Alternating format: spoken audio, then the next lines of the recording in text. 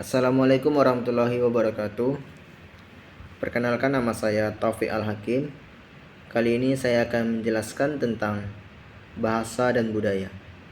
Jadi di sini saya akan menjelaskan apa sih itu bahasa. Nah, jadi bahasa itu merupakan suatu simbol yang disetujui oleh pihak penting, di mana bahasa itu bertujuan untuk menghasilkan sebuah arti ataupun makna yang akan dipergunakan dalam kehidupan. Jadi bahasa itu nggak hanya untuk kehidupan saja, tapi bisa kita pergunakan dalam berkomunikasi sehari-hari bersama teman, saudara, guru, orang tua, segala macam. Jadi bahasa itu sangat penting buat kita. Nah, bahasa juga bisa dikatakan sebagai sistem simbol vokal, di mana yang memungkinkan semua orang dalam satu kebudayaan itu orang lain telah mempelajarinya. Nah, jadi dalam sistem kebudayaan tersebut itu bertujuan untuk berkomunikasi ataupun berinteraksi antar sesama kita gitu. Nah, jadi sebagai contoh itu arti dari sebagai contoh itu bisa dikatakan sebagai, ini salah satu contoh, kita ambil aja kayak arti dari kata anjing gitu kan. Mohon maaf ya, kata anjing, dimana setiap negara mempunyai arti berbeda gitu, tapi maksudnya sama. Nah, maka itu bahasa itu sangat penting bagi kita dalam kehidupan kita ataupun pada saat kita berinteraksi sesama kita. Nah, maka itu bahasa sangat penting bagi kehidupan kita sehari-hari.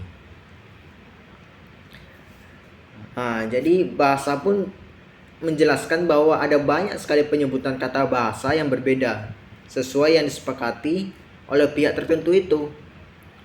Akan tetapi tetap memiliki makna yang sama.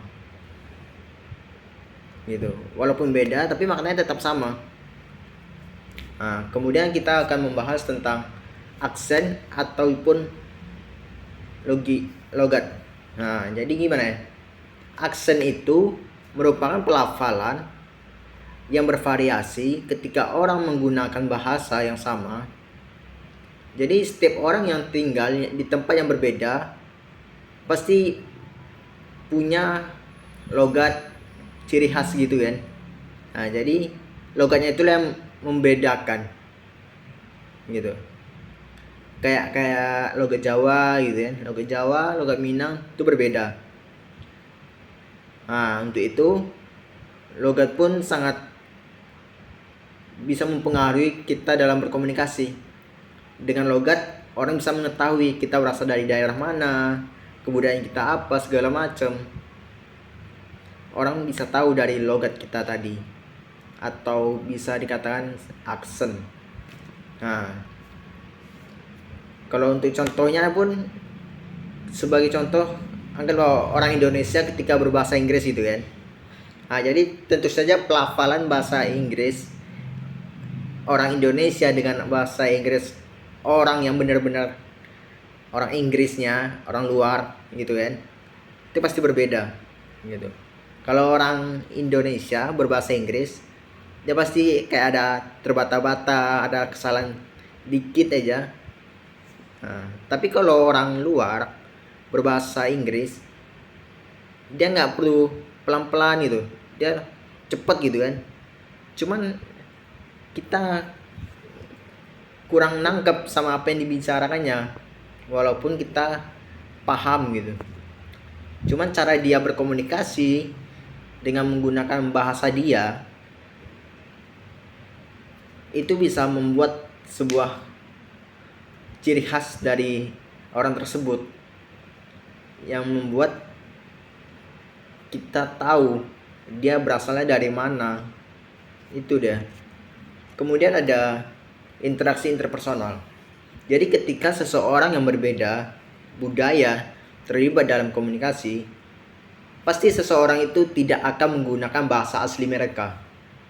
Kecuali mereka yang fasih atau hampir fasih dalam bahasa keduanya, potensi untuk salah satu komunikasi itu sendiri sering terjadi. Maka jika Anda menggunakan bahasa Anda sendiri nih, misalnya pakai bahasa daerah masing-masing nih kan, nah pasti berinteraksi dengan orang asing yang bukan budaya kita itu agak aneh gitu.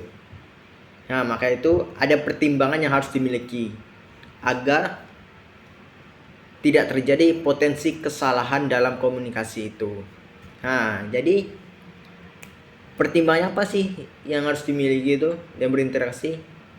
Yaitu kewaspadaan agar orang lain tidak salah mengartikan maksud yang kita bicarakan itu. Mulai dari bahasa dan maksud kita dalam berinteraksi, itu sangat penting kita perhatikan tuh ya. Apalagi kita yang jurusan ilmu komunikasi itu harus tahu gitu. Sebagai contohnya, lain ketika orang Sunda berbicara dengan orang Jawa, ya kan? Nah, pasti orang Jawa tidak akan paham jika kita menggunakan bahasa Sunda. Begitu juga orang Sunda nggak akan paham jika kita bicara bahasa Jawa gitu. Nah itu dia. Nah itulah kewaspadaan yang harus dipertimbangkan ketika berbicara dengan orang beda kebudayaan, agar tidak terjadinya kesalahpahaman antara satu sama yang lainnya. Nah yang kemudian ada pernikahan antar budaya. Pernikahan antar budaya itu apa sih sebetulnya? Nah, jadi pernikahan antar budaya memang umum terjadi biasanya ya. Itu memang umum terjadi. Karena ketika dua orang berbeda budaya menikah, mungkin timbul beberapa masalah. Beberapa masalahnya seperti apa sih? Nah, masalah budaya yang seperti makanan, apa yang harus dimakan, di mana tinggal, dan liburan seperti apa yang harus dirasakan. Dalam pernikahan berbeda budaya pun harus ada komunikasi yang efektif antara kedua belah pihak atau kedua pasangan itu. Gitu. Itu gunanya untuk mendapatkan keuntungan di kedua belah pihak itu sendiri. Namun kendala yang harus dihadapi adalah kedua pasangan harus menghadapi kendala bahasa. Nah, itu tadi bahasa yang sangat berpengaruh.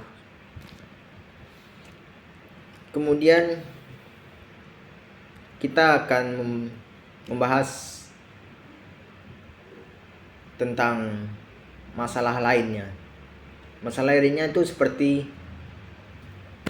yang harus dihadapi pernikahan campuran, yaitu bahasa apa yang harus dipakai nantinya saat membesarkan anaknya. Pasti bingung kan? Mau membesarkan anak pakai bahasa apa? Soalnya kedua belah pihak, kedua pasangan ini mempunyai budaya yang berbeda gitu. Satu budaya Jawa, satu budaya Sunda gitu kan. Nah, jadi jika hanya satu bahasa yang dipakai kedua belah pihak ini, maka budayanya harus diajarkan juga.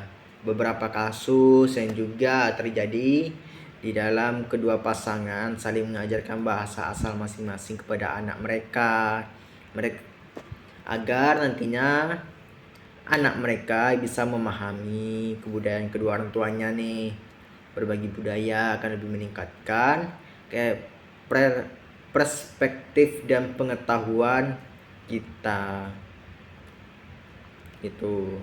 Jadi kalau anak nanti mengetahui, oh budaya kedua orang tuaku seperti ini.